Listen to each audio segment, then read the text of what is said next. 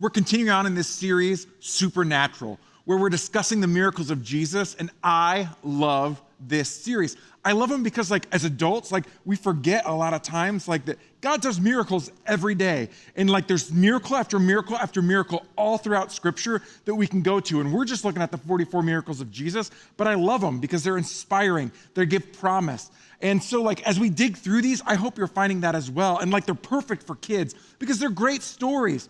They show who Jesus is and how amazing and how powerful and miraculous he really is and how life-changing he is and how he's changed the world, really. And so, I love this series. And it's kind of funny, right? There's a lot of things that we all love. I mean, we've all got those things. Maybe you have a favorite pair of shoes that you love or a favorite shirt. And most people might be yeah, that's okay, but it's your favorite shirt or it's your favorite pair of shoes. Some of the things make complete sense and you're I could see why you love that. And then other things you're that person is weird. Here's the thing, I have one of those things. I had a cactus garden. I loved this cactus garden. It was really crazy. I started this new job. I went to work at this new organization. I walked into my office and the very first thing that I saw on my desk was a cactus garden. And it was so cool. It was this clear glass, right? Kind of it looked like a spaceship and it was filled with sand. And then it had these two tower cactuses that were maybe this big and this big, two of them. And they'd grow and grow and grow, and they were, they were gonna get huge. That's just what they did. And then we had this one that was kind of this pincushion, right? It looked kind of a pumpkin, and it too kind of started small, but over time it kind of grew. And then there were these two that were stuck together really closely and they just were super tight. They look the cactus, if a cactus, say cacti and cactus 5 times fast. If a cactus had a badonkadonk, this is what it would look like, right? This cactus garden was awesome. I loved it. And it sat on the corner of my desk and I took care of it every day. I'm not gonna lie, maybe not every day. I didn't overwater it, right? Because you gotta be careful, it's a cactus. But I would take care of it. It would sit there. It was a great conversation piece. No, when people left my office and I was there by myself, I did not carry on conversations with the cactus. They did not talk back to me. But I loved them so much because they just were so cool. They were part of my office. And so I took care of this cactus all the time. And, I'd water it, I'd take care of it. And then about 5 years into my work there, the one pincushion cactus started to look a little weird. It started to kind of shrivel up, and then one day it just died. And then the two that were close together, they began to do the same thing, and then they died. And then these two cactuses, right, which were a foot tall now, one of them was a foot tall, the other one was 10 inches tall. I mean, it was the Lord of the Cacti, the two towers. I mean, these two cacti were starting to shrivel up and fall and then die. It was devastating. I mean, this was this was my children. These were my children. And they were there with me every day. And I looked at it and I picked it up, this cactus garden that I received my very first day. And I threw it into the trash. And I tell you that story because I think, we're talking about something today where we sometimes talk about it, maybe we sometimes think about it, but we don't like to think about it because we maybe feel a little weird about it. Sometimes it's in our mind. Sometimes it smacks us right in the face, but it's these two concepts. It's the concept of life and death. Life and death. Life and death. Life, right? This amazing experience that brings us joy and satisfaction and significance and reward. It's finite, right? Scripture says we're but a vapor. We're here today and we're gone tomorrow. But it's it gives us things like laughter where we just sit and laugh with people because we find something so funny and so joyous, or moments where we just get up to the top of a mountaintop and we just yell out because we feel alive and we feel free. Life, this awesome experience. And then this concept of death. Death. Death. Which seems very final, right? The end. It's kind of isolating, kind of cold, maybe a little depressing when we talk about it a little bit too much. Life and death. And the miracle today that we're going to talk about is this awesome miracle, right? And spoiler alert, guess what? We're going to talk about how Jesus has all power, not just all power over anything in this world, but all power over everything in heaven, on earth, under the earth. And he's got power over everything. Life and he's got power over death. And so today, as we dig into this miracle, we're going to learn about this guy. His name is Jairus. And Jairus is this religious leader of this local synagogue. And the story begins like this. It says, Jesus got into the boat again and went back to the other side of the lake, where a large crowd gathered around him on the shore. Then a leader of the local synagogue, whose name was Jairus, arrived. And when he saw Jesus, he fell at his feet, pleading fervently with him. He said, "My little girl, she's dying. My little girl is dying. Please come and lay your hands on her. Heal her so that she can live." And Jesus went with him, and all the people followed, crowding around him. I want to stop right here. Because Jairus, he is the leader of this local, the local synagogue. He's a religious leader. And if you know anything about Jesus, and you know anything about the religious leaders of the day, they didn't quite get along. I mean, Jesus was this renegade, right? Who came in and said, "People over here are telling you this. Your religious leaders are telling you this, but this is what God says." How do I know that? Because I'm God in the form of a man, and I'm telling you, this is what I say. I mean, to those religious leaders, that was pretty blasphemous. At the least, they were pretty skeptical of him. At the worst, they straight up hated him. They had animosity because they saw him as a threat. And so here you have this religious leader, right, of this synagogue who basically runs to Jesus and lays down at his feet, probably pretty skeptical, probably questioning, who is this guy? He's probably heard good things about him. He's probably heard bad things about him. But here he is because his daughter's dying, and he's probably tried everything up to this point, right? Because it's his child, and he wants her to live. He's desperate. And the concept that I first want you to get out of this story is this: death brings desperation. Death brings desperation. I mean, we see this all the time, right? Like our worldview, the way that we see the world, if we look at it from this idea of life is short and then it's over. Life is short and then it's over. If we look at it from that way, that brings a lot of desperation. I mean, it is. It's kind of depressing. Like, life is finite. You've only got a certain number of days. Life is short, and then it's over. But that's not how we're called to live. And that's not what this story tells us. You see, death, that kind of idea of death, it brings desperation. Our own mortality then begins to control our perspective on life. And we can see this and we experience this in a number of ways because we begin prioritizing all these different things, right? And assigning value to them. And that's where we then find our significance. I mean, maybe it's status. Maybe it's money. Maybe it's being just liked by people, or being around, always needing, to be needed by someone else. We look for these various different things where we find significance, value, and worth. And it's all kind of based on this premise, right, of sin ending in death, because life is short and I need to get what I think I need, and I've got no time to waste. I mean, unless I want to waste my time on it, and then don't tell me that I shouldn't be wasting my time on it because it's my life, right? And we see this play out in our world where people are fighting and clawing and grabbing whatever they can, chasing after the elusive fill in the blank so that they can find significance. Because it's all going to come to an end one day. That's not a significant, fulfilling way to live your life. It doesn't give you life to the fullest. And I mean, we experience the byproducts of this in our lives. I mean, we see this in our lives all the time. Maybe we actually experience death, right? Because there are some things that we prioritize that do have value. People, relationships, and you maybe have lost somebody who was significant in your life, and that you're never going to get the time back again. You know that all of your time with them is now but a memory. And that's devastating.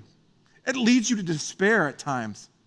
I mean, maybe you're someone who experienced a spiritual death in your life. Maybe circumstances of the world have literally just sucked life itself out of you. And you spiritually, you're just kind of man, I feel dead. I feel like I don't have direction. I feel like I don't have a purpose. I'm not quite sure where I'm going. What do I do now? Maybe you've experienced that or are experiencing that in your life right now. Maybe it's an emotional death. Maybe just with everything that's going on around you, both in the greater society and in your personal life, you're just spent. You don't have the energy. You don't have the time. You feel like you've got nothing else to give. You're at the precipice and you're I can't handle it anymore. I'm spent. Maybe you're experiencing an emotional death, or you have experienced an emotional death. The crazy part is you could have experienced all three, or could be experiencing all three at the same time. But what I want you to do, like in this moment, is like think about your perspective on this. Think about your perspective on these things, on death. And I want you to hear me right now, and it's this. If you haven't experienced that in your life, you probably will at some point. And if you are experiencing that right now, you are not alone. You see, because I might not understand every little detail of what you're experiencing, and those around you might not either. But the one thing that we do kind of have an idea of what it feels like, what you're going through. Because all of us have or will experience that in one way, shape, or form in our life. You see, I experienced that in my life. I mean, like, remember I had this cactus, right? I got it the first day I started working. It sat on the corner of my desk and it died. And I should have seen it as a sign from God. But like, it was, this cactus died. And then like several months later, like the organization where I worked started to basically experience some financial difficulties. And like, they had to let a bunch of people go. And a part of my department, a good chunk of it, most of the management basically got outsourced and we lost our positions. It was devastating. I loved what I did. I loved the place where I worked. I still do. But like it literally just killed me. It was like somebody ripped a part of me out and it died. Because for years I had intertwined myself in the daily workings. I'd given my passion. I'd given my all to it. And it was devastating. I felt diminished. I felt destroyed. I thought it was my demise. And the cool thing was when it happened, there was just this huge outpouring of support. I mean, people were like, we love you. You're awesome. This is great. Like you've got a new opportunity that God has for you. It's not great, but like you've got this new opportunity. We know that God's got you taken care of because you're an awesome person, Rem. And like it was this great moment. And like all that noise happened and then it kind of began to just fade away. And I kind of just like felt like I became a part of the scenery, out of sight and out of mind. And like Jairus, his story is very similar, right? Because like he comes to Jesus, he's flat on his face, right? He's desperate. He's like, my daughter is dying. I need you to heal her. And like in the middle of it all, like Jesus gets with this crowd and they're all moving, right? Because they're all going to Jairus' house because everybody wants to see the show. We're all here for the Jesus show, right? They're like, well, he's going to do another miracle. This is awesome. And in the middle of that, this woman reaches out in the crowd and grabs his cloak. This woman who'd been bleeding, hemorrhaging for years, 12 years. And like she was hemorrhaging and he basically healed her in that moment. Her faith healed her because Pastor Tim talked about her last week. That story happens right smack dab in the middle of Jairus' story. And so here's Jairus, right? Because like miracles don't just happen in like 3 seconds. But there's a big commotion and everybody's talking and more, he's getting pushed back further and further out of sight and out of mind. And the passage goes on and it says, while Jesus was speaking to her, the woman he had just healed, messengers arrived from the home of Jairus, the leader of the synagogue, and they told him, your daughter is dead. Your daughter is dead. There's no use troubling the teacher now. But Jesus, being who he is, heard that in the midst of all the noise, everything, all the commotion going on in the world. He overheard that and he said to Jairus, don't be afraid. Just have faith. Don't be afraid. Just have faith. I mean, if you're experiencing a physical death in your life because you've lost somebody right now, or you're experiencing an emotional death or a spiritual death that you're going through, or maybe you're just living with this reality of life and death, I need you to hear these words today. Do not be afraid. Have faith. Do not be afraid. Have faith. Because with everything going on in the world, you have not and will not be forgotten. Jesus, in the midst of everything else that's going on, all the commotion, is sitting here saying to you, right? It's not just a slogan, but it's actually who he is. You are loved. You are loved. So much so that I know who you are. I know your name. In the midst of everything else that's going on. Do not be afraid. Don't live in desperation.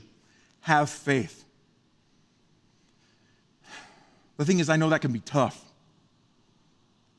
You feel like there's no hope, like you're diminished, you're demoralized. I know, I was there. After I lost that position, it was devastating to me. I went for over a year without a job, a full-time job. But here's what I realized. After all the crowd left, right? Everybody was saying, hey, we're with you, we got you, we love you.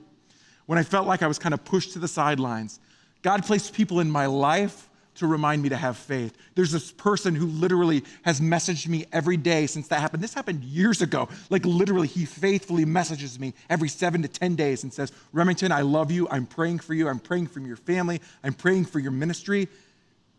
He lives 4 states away. We rarely talk to each other. Like clockwork.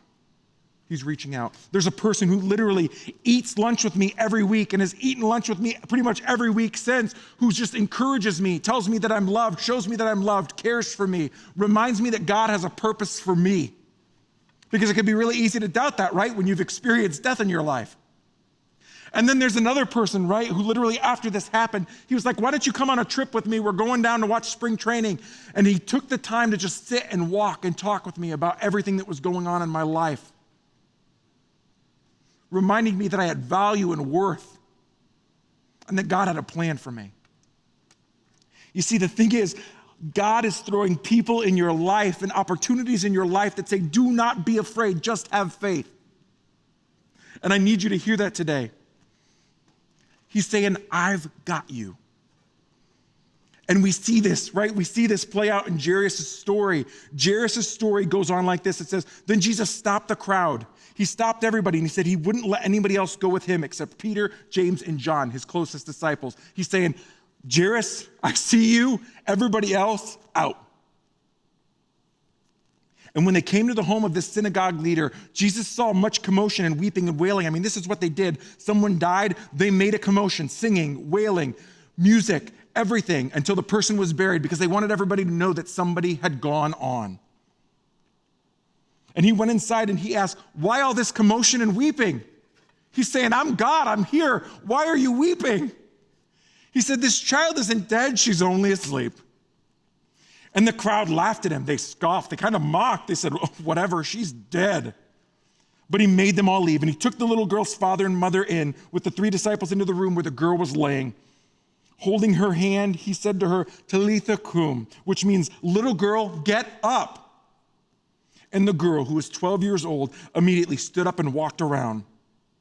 They were overwhelmed and totally amazed. And Jesus gave them strict orders not to tell anyone what had happened. And then he told them to give her something to eat. You see, what we see from this story is that Jesus has the power over death itself. Because our lives are not actually finite, they're eternal. We have a God that has given us a mind, a body, a spirit, a soul that has eternal significance that can be used for good to not only just point people, but like do amazing things that draw people closer to him. And in turn, like that has eternal significance in this world and the next. And he's calling us in this story not to view life as finite with just the end at the end of it all. Hoarding and accumulating everything, every status, every object, everything that we think makes us worth something. But he's calling us to live a life that he says is a life to the fullest. One that realizes that no matter what death you've experienced in your life, that God is a God who breathes new life into things, and that it is not over, but your life has eternal significance. Because let me tell you this, faith in Jesus brings hope. Faith in Jesus brings hope. You see, she was straight up dead. She was 12 years old, laying dead in her house. And Jesus walked in and he said, girl, get up. And she was alive. You see, what you realize is in this moment, in the same way he reached out and grabbed her hand, like in your life, whether it's a physical death, whether it's an emotional death, whether it's a spiritual death, when you have faith in Jesus, you have hope because he reaches out, he grabs your hand and he says, get up. Do not be afraid. Do not live in despair. Have faith because I bring hope. You You see, the same power that raised Jairus' little girl from the dead is the same power that when Jesus hung on a cross for your sins and mine, was dead and buried in a ground, raised Jesus from the dead. And if you're a follower of Jesus Christ today, I tell you this, that same power that raised her and Jesus from the dead lives in you. And no matter what death you've experienced in your life today, whether it's physical, whether it's emotional, whether it's spiritual, whether you don't know because there's just so much noise, you're confused, I'm telling you this, there is a God that knows your name, who will take what is dead and bring it back to life.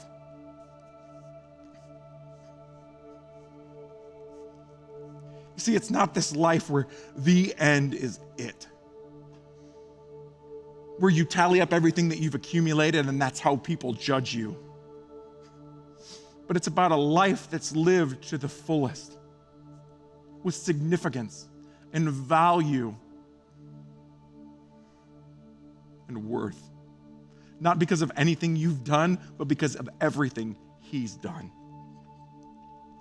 You see, my question for you today is this: where do you need new life? Where do you need new life? Where have you been living in despair? Like, what death have you experienced? Like, what has literally just felt like it's been ripped out of you and it's just killed a part of you? Like, where are you living in despair? Where do you have fear, worry, doubt because of things that have happened to you? It's controlled how you operate, how you've managed, how you've prevented other bad things from happening to you. Where are you dead? Because here's the thing. Faith in Jesus brings hope. Father, I just ask that in this moment, no matter where somebody is right now, no matter where they are, God, I ask that you would just come to them and that you would remind them that they are not a part of the scenery, that they have not been pushed into the background, God, that they might be feeling and experiencing death in their life, like the byproducts of sin, the byproducts of death in their life, where they just maybe feel like they've lost somebody that they've cared about or that they loved, or they've lost something that they thought added value to their life and they're just spiritually destroyed because of it, or they've lost something, or they're just tired and they're emotionally destroyed. God, I ask that in the midst of this all, that you would come to them and that you would show them that they are not forgotten, they are not lost, but you see them and you know their name. And you not only know their name, but you know their pain. And that through your power, the miraculous power that you have, God, that you can reach down into the life and take what is dead and make it alive. Because God, you are a God who brings dead things to life.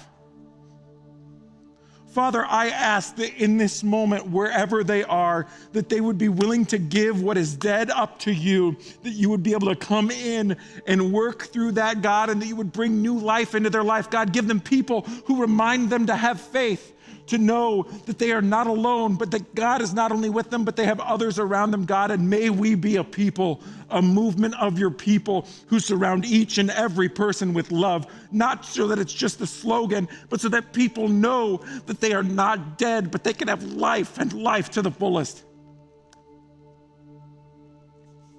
Father, I ask that in this moment, you bring dead things to life. In your name we pray. Amen.